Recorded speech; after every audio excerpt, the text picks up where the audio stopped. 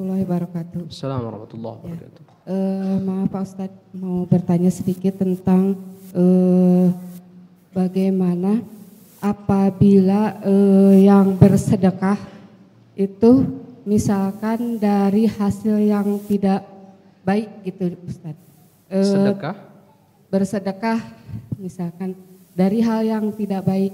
Mohon maaf, misalnya orang itu berhubungan dengan riba ya, dengan riba. Kemudian dia bersedekah untuk masjid atau hal-hal yang baik, tetapi hasilnya dari riba. Gitu. Kemudian apabila kita misalkan menerima pemberian seseorang, tetapi kita tahu bahwa itu bukan dari hasil yang baik, atau kita tidak tahu sama sekali gitu. Terima kasih Ustaz. Assalamualaikum warahmatullahi wabarakatuh. Assalamualaikum warahmatullahi wabarakatuh. Ini bab tentang sedekah dari harta yang tidak baik.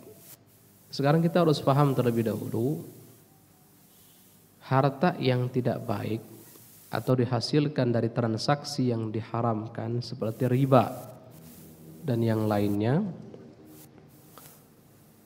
harta tersebut adalah harta yang tidak ada keberkahan di dalamnya. Ini yang pertama yang harus kita yakini. Jangan berharap hidup kita akan berkah selama kok kita menyibukkan diri dengan harta-harta yang tidak baik tadi, tidak halal tadi, tidak bersih tadi. Terus bagaimana Ustadz dengan harta ini? Apa yang harus dilakukan? Disedekahkan boleh, tidak boleh disedekahkan dengan catatan. Disedekahkan dengan catatan dipergunakan untuk hal yang rendah dan hina secara zahir. Awas, rendah dan hina secara zahir. Contoh, harta yang tidak halal itu lebih baik atau bukan lebih baik, harusnya digunakan untuk apa? Untuk contoh membangun kamar mandi. Kamar mandi itu kan tempatnya yang tidak baik, kan tempat buang hajat, tempat yang hina. Boleh itu dibangun kamar mandi. Atau bangun selokan, sudah. Selokan tempat yang kurang terhormat. Atau dibangun jalan, contoh tiap hari kita injak-injak jalan. Iya kan? Selokan tempat membuang sisa-sisa kotoran dan lain sebagainya. Jadi memang seperti itulah peruntukan harta yang tidak baik.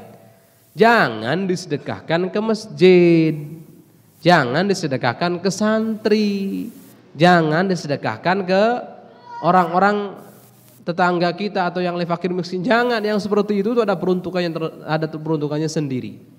Ada peruntukannya sendiri, yaitu digunakan untuk hal yang dianggap rendah dan hina secara zahir.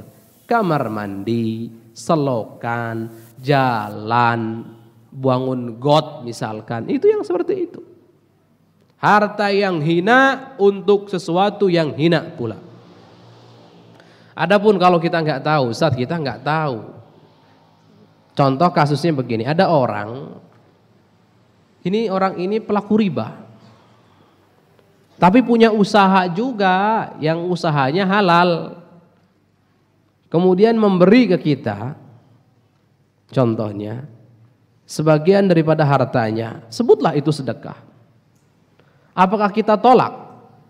Oh tidak usah. Kenapa? Hartanya haram. Atau tidak, sudah, kalau kamu pelaku riba tuh, enggak, tidak seperti itu. Ini masuknya kalau campur aduk antara yang halal dengan yang haram, namanya syubhat. Namanya syubhat. Boleh diambil? Boleh diambil. Karena kenapa boleh diambil? Tidak bisa dinyatakan harta tersebut harta yang haram. Kenapa? Mungkin saja yang diberikan kepada kita adalah harta yang halal, murni dari penghasilan yang halal. Kan begitu. Murni dari penghasilan yang halal. Tidak disebut harta haram. Tidak bisa. Walaupun ada potensi karena dia pelaku perbuatan yang haram. Tapi hendaknya harta yang syubhat juga tidak digunakan untuk makan, pakaian dan yang lainnya, lebih baik gunakan seperti yang pertama tadi. Ini serius, ini cerita tentang Al-Bahjah. Kami punya guru mulia, alhamdulillah luar biasa. Sempat Al-Bahjah ini medianya kan sudah lumayan terkenalan, pengikutnya cukup banyak sekali. Sehingga setiap iklan yang muncul itu mau tidak mau ada iklan. Walaupun mau lihat video Buya atau video siapa itu ada iklannya. Iklan itu pada akhirnya nanti entah sepersekian rupiah akan masuk kepada akun YouTube contohnya, akun yang kita buat. Tapi dari hasil itu sampai detik ini, dari dulu sampai detik ini tidak pernah Buya utak-atik itu masih ada. Haram oleh guru kita digunakan untuk santri, haram untuk para pejuang, haram untuk kegiatan-kegiatan mulia, tidak boleh sampai sekian. Itu nanti digunakan untuk apa? Nanti kalau ngebangun WC kasih yang seperti itu. Loh Ustaz kenapa? Iklan kan hal. Iya tapi kalau iklannya buka aurat gimana? Kalau iklannya produk yang nggak jelas bagaimana? Kita kan nggak tahu itu. Kalau iklannya produk-produk yang mendukung contohnya Yahudi yang selalu memerangi Islam sana bagaimana? Masa kita katanya memerangi, kita nggak ridho umat Islam dijadikan korban, dibantai sana sini. Kemudian masalah iklannya, tarif dari iklan diambil oleh kita. Tidak, nggak bisa. Itu kami tahu persis. Padahal sebetulnya ini campuran. Ada yang halal, produk yang halal. Ada produk yang tidak halal, haram. Ini karena bercampur, tidak sampai sekarang ada itu akan dipergunakan untuk apa? Nanti kalau bangun WC itu akan dipakai. Di para ibu Masya Allah, urusan halal haram jangan macam-macam. Urusan halal haram jangan macam-macam.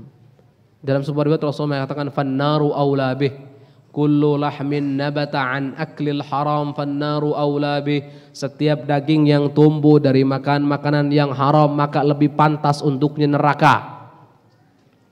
Neraka.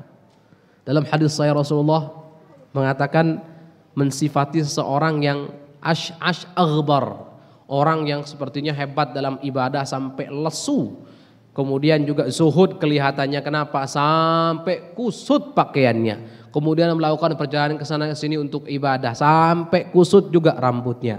Tapi kata Rasulullah, mat'amuhu haram, mashrabuhu haram, malbasuhu haram, anna yustajab lahu du'a. Makanannya dari yang haram, ahli ibadah makanan dari yang haram, pakaiannya dari yang haram, minumannya dari yang haram. Mana mungkin bisa dijawab doa-doanya oleh Allah. Lihat, berarti yang namanya makanan haram itu kalau sudah masuk dalam diri kita, awas, doa kita bisa tidak diijabah oleh Allah, dan itu mengerikan. Imam Ibn Rushd mengatakan apa? Wa ta'atun mimman haraman ya'kulu mithlu bina'in fawqa maujin yuj'alu. Ketaatan seseorang yang mana orang tersebut memakan makanan yang haram itu seperti membangun bangunan di atas lautan, sampai kapanpun tidak akan pernah jadi. Bukan lautan, di atas ombak, cerdas. Kalau di atas lautan mungkin kan ya, dibuat ada tiang pancangnya ada, mungkin. Ini di atas ombak. Siapa yang bisa membangun bangunan di atas ombak? Ayo. Jadi jangan sampai kita taat tapi makanannya haram. Taatan kita gak bakal diterima sama Allah itu. Doa kita gak diijabah sama Allah itu. Daging yang tumbuh yang ada dalam diri kita di makanan yang haram itu sudah ditunggu oleh neraka itu. Makanya Rasulullah setiap pagi, setiap setelah salat subuh itu doanya apa? Allahumma inni, hadis sahih, Allahumma inni as'aluka, ya Rabb aku meminta kepadamu ya Allah ilman nafi'an, ilmu yang bermanfaat, wa rizqan thayyiban, dalam riwayat lain wa rizqan halalan, rizki yang baik, rizki yang halal, wa amalan mutaqabbala, dan amal yang diterima. Kata para ulama, kenapa didahulukan rizqan halalan daripada amalan mutaqabbala dalam doa ini? Kata para ulama, karena ada hubungan erat antara diterimanya amal dengan halalnya rizki, makanan yang masuk dalam perut kita. Ada hubungan erat. Maksudnya kalau seandainya makan makanan yang kita makan itu semuanya adalah halal, maka jangan khawatir Allah ridho sama kita, dapat pahala kita. Makan halal itu dapat pahala. Kalau diniati ikut perintah Allah. Kulu min thayyiban. Makanlah kalian dari hal-hal yang baik. Min thayyibati ma razaqnakum. Dapat pahala sudah dapat pahala, doanya juga diijabah oleh Allah, ibadahnya juga diterima sama Allah. Nah, makanya jangan sampai remehkan urusan makanan yang haram. Pokoknya harga mati. Untuk santri di sini jangan khawatir, nak, kalian tidak pernah diberi makan dari zakat yang bukan milik kalian, bukan hak kalian, tidak. Kalian tidak pernah diberi makan dari harta-harta yang tidak jelas, tidak. Kami saring betul-betul di sini. Bagaimana cara memberi makan santri, disaring betul. Yang tidak jelas tidak usah ada di sini. Bahkan yang kami tahu sendiri, masya Allah, suatu ketika ada seseorang datang kepada kami, ingin ketemu dengan guru mulia Buya Yahya. Apa tujuannya? Pengen nyumbang sekian ratus atau puluh juta, saya lupa jumlahnya. Pengen ketemu, Pak? Iya, saya pokoknya pengen infak. Baik. Kami ketemukan dengan Buya saat itu. Setelah dipertemukan, baik Pak, ada apa? Beliau pengen menginfakkan. Kita kan kalau mau diinfakkan, mau dikasih uang itu senangnya bukan main, langsung mana kan gitu ya. Coba kalau model kita, ada orang datang, saya mau kasih uang kamu, mana kan gitu. Atau langsung ngasih nomor rekening kan gitu. Beliau enggak, Buya. Baik, terus didengarkan. Pak, boleh tahu enggak uangnya asalnya dari mana? Oh iya, alhamdulillah saya habis jual tanah Pak Buya gitu. Saya habis jual tanah. Kemudian sebagian dari hasil jual tanah ini saya pengen kasihkan untuk Buya, untuk pondok ini. Terus bagaimana? Bapak punya hutang apa enggak? Iya, tapi saya punya hutang. Berapa hutangnya? Ternyata hutangnya itu lebih gede daripada apa yang mau diinfakkan. Apa kata Buya? Pak, kami terima niat baik Bapak, tapi Bapak silahkan bawa uang Bapak dan gunakan untuk bayar hutang. Enggak diterima.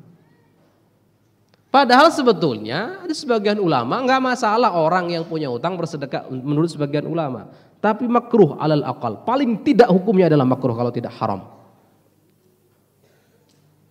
Karena yang wajib itu harus diutamakan daripada yang sunnah. Wajib bayar hutang, sedekah sunnah. Nah, kenapa Anda ngejar yang sunnah, yang wajib ditinggalkan? Kan aneh itu. Ini urusan yang seperti ini diperhatikan betul di sini. Jadi siapapun yang ingin berderma di sini, yang ikut berjuang di sini, tolong sisihkan dari harta yang halal karena kita menginginkan keberkahan, keberkahan dalam kehidupan, keberkahan dalam ilmu, keberkahan di dunia, keberkahan di akhirat nanti. Wallahu a'lam.